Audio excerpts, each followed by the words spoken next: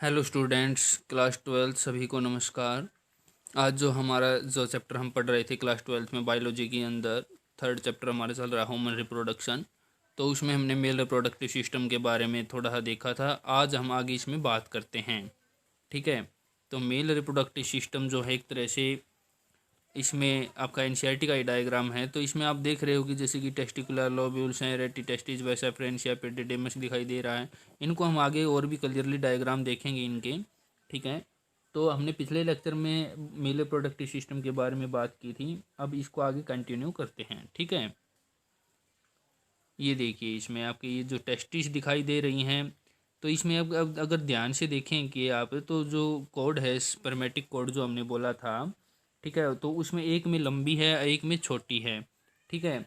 और ये टेस्टिस दिखा रखी है और इनके ऊपर एपिडिडिमस पार्ट है, वेस्ट डिफरेंस दिखा रखी है और ब्लड वेसल्स आई हुई हैं। स्क्रोटम भी दिखा रखा है इसमें। ठीक है। तो ये इसका डायग्राम है। अब इसमें देखें लेयर ऑफ स्क्रोटम में, इसमें बाहर जो है स्किन होती है, फिर उसके नीचे डार्टस मसल्स प्रेजेंट है, और फिर एक्सटर्नल स्पर्मेटिक फेसिया प्रेजेंट है, फिर उसके बाद क्रीमेस्ट्रिक मसल प्रेजेंट है।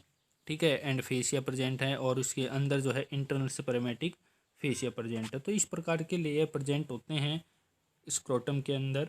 ठीक है। तो इसमें हम और भी आगे पढ़ेंगे इसके। अब टेस्टिस जो है, टेस्टिस में देखो हमें बोलते हैं इसको मेल गोनेड्स बोलते हैं। गोनेड्स मतलब एक्चुअल में क्या होता है, जो गैमीट प्रोड्यूस करें उनको गोनेड्स कहते हैं। और ये होमोलोगस टू ओवरी होता है। कहने का मतलब ये है कि जो टेस्टिस है उसका जो स्ट्रक्चर है वो एक तरह से ओवरी के कंपैरिजन हम यदि कहें सेम होगा, सिमिलर होगा, होमोलोगस होगा टू ओवरी। और दोनों ही गोनेड्स हैं, दोनों ही गैमीट प्रोड्यूस करते हैं। ठीक है। और इसमें आगे हम बात करते हैं suspended in scrotum by spermatic cord. जो टेस्टिस होती हैं वो स्पर्मेटिक कोड के द्वारा स्क्रोटम के अंदर सस्पेंडेड होती हैं। लाइज ओब्लिकली, लाइज ओब्लिकली का मतलब है कि लेटरली होती हैं ये उसके अंदर। और एक सिंपल सी बात बताएं तो आपको मैंने आपको बताया था इंग्यूनल कैनाल जो है उसके थ्रू जो हैं ये एब्डोमिनल कैविटी से स्क्रोटम के अंदर पास होती हैं। ठीक है। तो ये आपको बताया था कंप्रेस्ड साइड टू साइड, और ये कुछ इस तरह से कंप्रेस्ड होती हैं, ओवल इन शेप की होती हैं, मतलब बीच से थोड़ी ही कंप्रेस्ड सी होती हैं ये। ठीक है। In adult each testis is Oval shape. जो टेस्टिस है वो ओवल शेप की होती है। लेंथ जो है वो 4 to 5 सेंटीमीटर होगी और विड्थ जो है अबाउट 2 to 3 सेंटीमीटर होगी। हाँ, testis is covered by dense covering. Testis जो है वो कवर्ड होती है डेंस कवरिंग। डेंस कवरिंग की जो लेयर है वो हम आगे पढ़ेंगे इसमें। और जो प्रत्येक जो टेस्टी है उसके अंदर 250 कंपार्टमेंट्स होते हैं जिनको टेस्टिकुलर लोब्यूल्स बोलते हैं। क्या बोलते हैं उनको? Testicular lobules. 250 कंपार्टमेंट प्रेजेंट होते हैं प्रत्येक टेस्टी में। तो दोनों टेस्टीज में कितने हो गए? 500। ठीक है।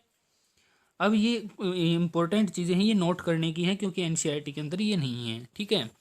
तो टेस्टिस कवर्ड बाय 3 लेयर, वही आगे डेंस कवरिंग की हम जब बात कर रहे थे तो इसमें 3 लेयर होते हैं। टेस्टिस 3 लेयर से कवर्ड होती है। बाहर वाली जो लेयर होती है उसको बोलते हैं ट्यूनिका वेजाइनल्स। क्या बोलते हैं इसको? ट्यूनिका वेजाइनल्स आउटर कवर होती है। और फिर मिडल में जो होती है ट्यूनिका एल्ब्यूजीनिया, ये मिडल डेंस कवर होता है। फाइबर्स कैप्सूल, मतलब इसमें फाइबर्स ज़्यादा होते हैं। और फिर जो सबसे इनर वाली है वो ट्यूनिका वेस्क्यूलोसा लेयर होती है। एक फाइबरस कोड कॉल्ड गबर्निकुलम, एक फाइबर्स कोड भी होती है इसके अंदर जिसको गबर्निकुलम बोलते हैं। कनेक्ट टेस्टिस विद स्क्रोटल वाल। ये क्या करती है? टेस्टिस को स्क्रोटल वाल से कनेक्ट करेगी। स्क्रोटल वाल जो है उससे कनेक्ट करेगी ये। और descent of the testis through the inguinal canal is by the guidance of the fibrous strand called the gubernaculum. कहने का मतलब ये है कि जब जो एब्डोमिनल कैविटी है उससे जब टेस्टिस डिसेंट होंगी स्क्रोटम में, तो वो गबर्निकुलम जो स्ट्रक्चर है वो क्या करेगा? उसको गाइड करेगा कि आपको स्क्रोटम में इस साइड से आना है, इनग्यूनाइल कैनाल से होते हुए आना है आपको। ठीक है। तो वो एक गाइडेंस का काम करेगा। ठीक है। और इस स्ट्रक्चर को हम क्या बोलते हैं? स्ट्रैंड को हम क्या बोलते हैं? फाइबरस स्ट्रैंड होता है ये, इसको हम क्या बोलते हैं? गबर्निकुलम। ठीक है। और फिर एक होती है ऑर्क्यूडेक्टोमी। ऑर्क्यूडेक्टोमी क्या होता है? It is a surgical procedure in which one और बोथ टेस्टिकल आर रिमूव्ड। ये एक सर्जिकल प्रोसेस जिसमें एक या दोनों टेस्टिस जो है वो रिमूव कर दी जाती हैं। और जो रिमूवल है बोथ टेस्टिल का, ये सर्जिकल फॉर्म में, इसको फॉर्म ऑफ कैस्ट्रेशन बोलते हैं। कैस्ट्रेशन का मतलब एक तरह से जो है मेल वो स्ट्राइल हो जाएगा फिर। ठीक है। और ऐसा कुछ कंट्री हैं, जैसे कि मान लो हम चाइना की बात करें तो चाइना में मान लो कोई एक व्यक्ति जो ऐसा है, कोई अपराधी ऐसा, वो जैसे कि रेप केस अटेम्प्ट करता है, ठीक है, और उसको छोड़ दिया, फिर बाद में इसने जैसे जेल से बाहर निकल के बाद फिर उसने दोबारा से रेप को अटैम्प्ट किया, ठीक है। और ऐसे मान लो उसने कई बार रेप अटैम्प्ट कर रहा है तो जो वहाँ का जो कोर्ट हम बोल सकते हैं तो वो ये आदेश देगा कि भाई इसको जेल में डाल दो और इसका जो है ना कैस्ट्रेशन कर दो। कैस्ट्रेशन का मतलब ये है कि उसकी टेस्टिकल्स जो हैं उन दोनों को रिमूव कर दिया जाता है परमानेंटली, ठीक है। तो ये जो है एक तरह से मतलब इसको बोलते हैं ऑर्क्योडेक्टोमी, क्या बोलते हैं, ये एक सर्जिकल प्रोसेस जो होता है, ठीक है।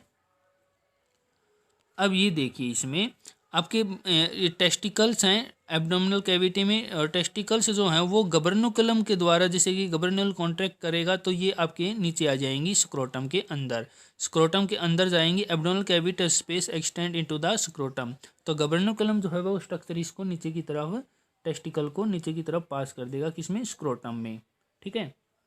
ये देखिए ये ग्रीन वाला जो दिखा रखा है ये गबर्नुकुलम है, और ये ऊपर से जैसे टेस्टिकल आ रही हैं, और ये पेरिटोनियम जो है लेयर होती है इसकी, और जब नीचे की तरफ आ रही हैं तो इसमें जैसे कि हम बात करें इसमें ये फ्यूचर स्क्रोटम है, स्क्रोटम के अंदर जब आ रही है तो जिसको गाइड कर रहा कि भाई आपको ऐसे आना है, ठीक है। तो टेस्टिकल को कौन गाइड करता है, गबर्नुकुलम। ये ग्रीन वाला स्ट्रक्चर जो है गबर्नुकुलम है। अब फिर डायग्राम वही आ गए बेटा, ये जो डायग्राम है ये इंपॉर्टेंट डायग्राम है, और इसमें देखो टेस्टिकुलर लोब्यूल हैं, रेटी टेस्टिस हैं, वैसे फ्रेंड्स ये दिखा रखे हैं। इनको वैसे भी हम क्लियरली देखेंगे, ये तो आपका वैसे कि नॉर्मली मैंने आपको जो एनसीईआरटी का वही डायग्राम दिखाया है, ठीक है। अब ये देखिए इसमें इसमें देखो ध्यान से टेस्टी दिखा रखी हैं ये रेड कलर में, ऊपर एपिडिडिमस पार्ट दिखा रखा है, और इनमें जो डक्टस डिफरेंस लिख रखा है ये एक तरह से क्या होता है, ये वेस्ट डिफरेंशिया होता है, क्या होता है ये वेस्ट डिफरेंशिया, और ब्लड सप्लाई दिखा रखी है इसमें, ठीक है। ये देखिए अब देखें ईच टेस्टिस है 250 कंपार्ट का टेस्टिकुलर लोबल, प्रत्येक टेस्टी में 250 के करीब मतलब 250 कंपार्टमेंट होते हैं जिनको टेस्टिकुलर लोबल बोलते हैं। अब देखो ये इसमें क्लियरली डायग्राम दिखा रखा है कि इसमें जो देखो ये 1 2 3 ब्लैक से लिख रखे हैं, ये टेस्टिकुलर लोब्यूल है, एक testicular lobule, second testicular, third testicular, ऐसे है मतलब पूरी टेस्टिस के अंदर होते कितने 250 कंपार्टमेंट होंगे, और इनको टेस्टिकुलर लोब्यूल्स बोलेंगे। और अब इनके अंदर देखो एक बिल्कुल एक हाईली क्वाइल्ड स्ट्रक्चर है प्रेजेंट है जिसको सेमनीफेरस ट्यूब्यूल बोलते हैं। अब ट्यूबुलर बोल दिया तो ट्यूबुलर स्ट्रक्चर होगा इसका, और सेमनीफेरस का मतलब होता है कि सीमन जिसके अंदर हो, जिसके अंदर सीमन की फॉर्मेशन होती हो, सीमन का मतलब जिसके अंदर स्पर्म वगैरह की फॉर्मेशन होती हो, तो सेमनीफेरस ट्यूब्यूल बोलेंगे इसको, ठीक है। तो बाकी जो इसमें डक्ट्स वगैरह हमने आगे भी देखेंगे इसमें, ठीक है। ये देखिए इसका थोड़ा एक मैग्नीफाइंग डायग्राम है इसका, जो सेमनीफेरस ट्यूब्यूल है देखो ध्यान से देखिए इसमें कि क्वाइल्ड स्ट्रक्चर दिखा रखा है इसका, ठीक है। ये देखिए ये डायग्राम इसलिए दिखा रहा हूँ आपको ताकि आपके जो डाउट्स वगैरह वो क्लियर हो जाएं कैसे क्या होता है। तो देखो ये इसमें बिल्कुल जो सेमनीफेरस ट्यूब्यूल है वो बिल्कुल हाईली क्वाइल्ड स्ट्रक्चर दिखा रखा है, ठीक है। और फिर ये सारी सेमनीफेरस ट्यूब्यूल देखो एक कॉमन एक नेटवर्क लाइक स्ट्रक्चर में खुल रही हैं ये, जिसको बोला है रेटी टेस्टिस। क्या बोला है इनको, रेटी टेस्टिस। रेटी टेस्टिस जो है एक तरह से किसके लिए आया है, देखो ये है रेटी टेस्टिस, ठीक है। ये सेमनीफेरस ट्यूब्यूल हो गई। तो रेटी वर्ड का वर्ड कहाँ से है, रेटिकुलम से। आप पढ़ते हो ना एंडोप्लाज्मिक रेटिकुलम, तो रेटिकुलम जो है वो नेटवर्क लाइक स्ट्रक्चर, रेटी का मतलब होता है नेटवर्क लाइक स्ट्रक्चर, ठीक है। टेस्टिस के अंदर प्रेजेंट है इसलिए जो इसको क्या बोलेंगे, रेटी टेस्टिस। रेटी टेस्टिस क्यों बोला इसको, क्योंकि रेटी का मतलब नेटवर्क लाइक स्ट्रक्चर है, और किसके अंदर प्रेजेंट है, टेस्टिस के अंदर प्रेजेंट है, इसलिए इसको रेटी टेस्टिस बोलेंगे। फिर आगे जो रेटी टेस्टिस देखो ये ट्यूब लाइक स्ट्रक्चर ऊपर खुल रहा है, एफरेंट डक्टलेस बोल रखा है इसको, ये वेस्ट एफरेंशिया है। ये याद रखना आपको, देखो दो तरह के होते हैं, वेस्ट डिफरेंशिया और वेस्ट एफरेंशिया। ये फिलहाल जो है वेस्ट एफरेंशिया है, ठीक है, ठीक है। अब देखें आगे इसमें each lobule contain 1 to 3 highly coiled seminiferous tubule in which sperms are produce. प्रत्येक लोब्यूल में एक या मतलब 1 से 3 के करीब जो है हाईली क्वाइल्ड सेमनीफेरस ट्यूब्यूल होती है जिसके अंदर स्पर्म प्रोड्यूस किए जाते हैं।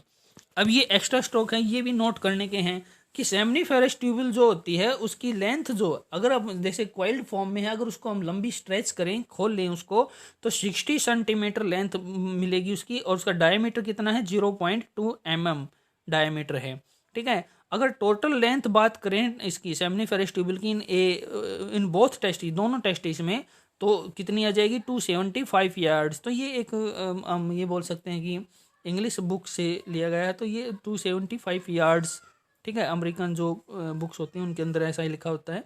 तो 1 यार्ड इक्वल होता है 0.91 मीटर, ठीक है। और इन सेमनीफेरस ट्यूबुल में क्या प्रेजेंट होता है, जर्मिनल एपिथेलियम। जर्मिनल एपिथेलियम जो है वो जर्म सेल से बनता है, ठीक है। और जो जर्म सेल होती हैं वो कैसी होती हैं, उसमें क्यूबॉइडल क्यूब लाइक स्ट्रक्चर होता है, क्यूब जैसी सेल्स होती हैं, क्यूबॉइडल एपिथेलियम भी बोलते हैं इसको, ठीक है, which is consist cuboidal epithelium.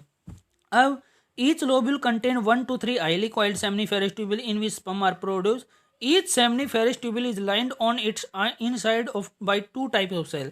जो seminiferous tubule है उसकी जो इनर वॉल है उसमें उस दो तरह की सेल प्रेजेंट होती हैं। एक तो मेल जर्म सेल जो जर्मिनल एपिथेलियम या हम बोल सकते हैं उसको क्यूबॉइडल एपिथेलियम है, तो वो स्पर्मेटोगोनिया बोलेंगे, उनको क्या बोलेंगे, स्पर्मेटोगोनिया। और दूसरा है सर्टोली सेल, ये बहुत ज़्यादा इंपॉर्टेंट है, सर्टोली सेल बोलते हैं दूसरी, जो ये आपके पिरामिड शेप की होती हैं सर्टोली सेल। तो मेल जर्म सेल जो हैं वो जब म्यूटिक डिवीजन करेंगे और फाइनली वो स्पर्म फॉर्मेशन करेंगे, जबकि जो सर्टोली सेल है वो क्या करेंगी, जर्म सेल्स को न्यूट्रिशन प्रोवाइड करवाएंगी फॉर स्पर्म फॉर्मेशन, ठीक है, nutrition to the germ cell. Sertoli cell का ये काम होता है, ये फंक्शन याद रखने हैं आपको।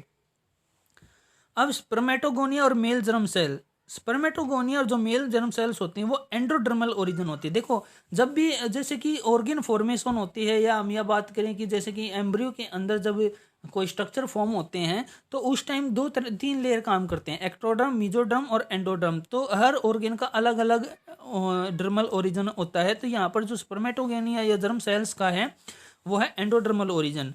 It is present as 4 to 8 layers. जो जर्म सेल्स हैं उनके 4 से 8 लेयर प्रेजेंट होते हैं। हाँ, जो स्पर्मेटोगोनिया या जो मेल जर्म सेल है वो इंड्यूस्ड की जाएंगी किसके द्वारा, फॉलिकल स्टिमुलेटिंग हार्मोन FSH। ये कहाँ से रिलीज होता है, पिट्यूटरी ग्लैंड से रिलीज होता है। और जब FSH जर्म सेल्स पे काम करेगा तभी स्पर्म प्रोडक्शन होगा, तभी वो मेल जर्म सेल्स जो हैं वो स्पर्म में कन्वर्ट होंगी।